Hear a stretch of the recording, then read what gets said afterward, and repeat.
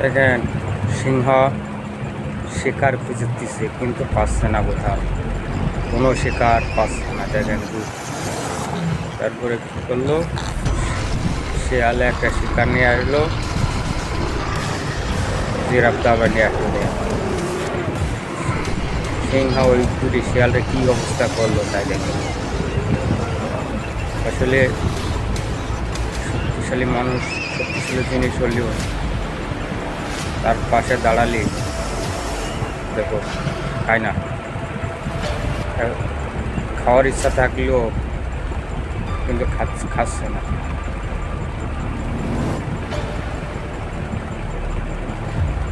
সেই